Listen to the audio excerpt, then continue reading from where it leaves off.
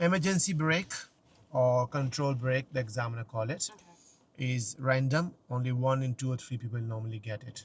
Okay. Examiner will make you park your car on the left first, and then examiner will give you the briefing first. Examiner will say to you, okay, Victoria, in a minute I would like you to drive off and it's safe to do so, because we're going to do the emergency braking or control braking.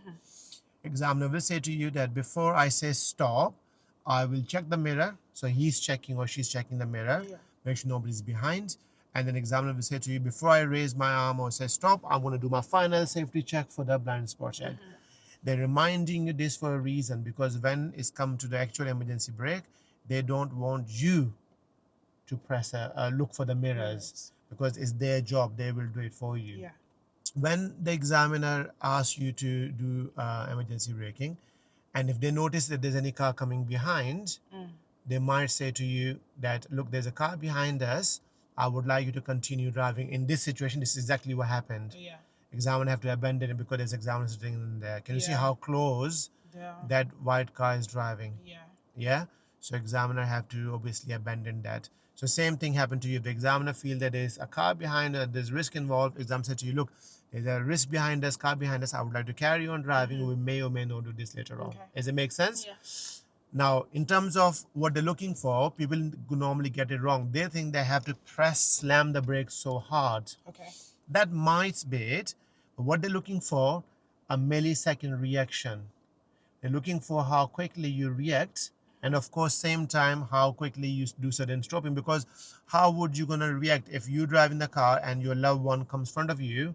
Are you gonna press a brake slowly and a late reaction, or are you gonna react very, very fast? Yeah, because you want to save somebody's life. That's what exactly we're going to do. Does it make sense? Shall we do it? So your seat belt, like, obviously, is like this. So when you do the emergency brake, it will be, it will be like this. Things may going to be on the floor. Doesn't matter. What matters, you don't know. But what's important, and a lot of people ask me this question. My car obviously is automatic.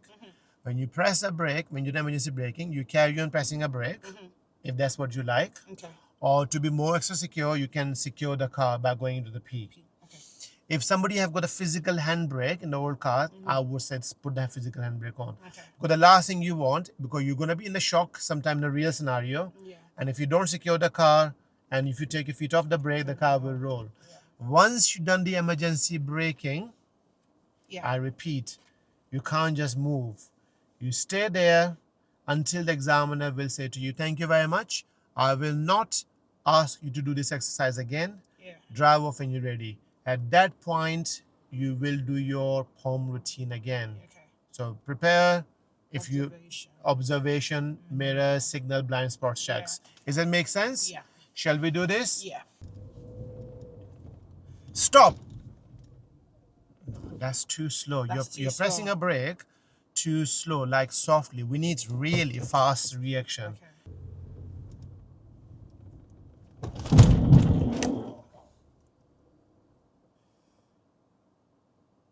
I wasn't doing that. Yeah, so did we about to save somebody's life? Stop.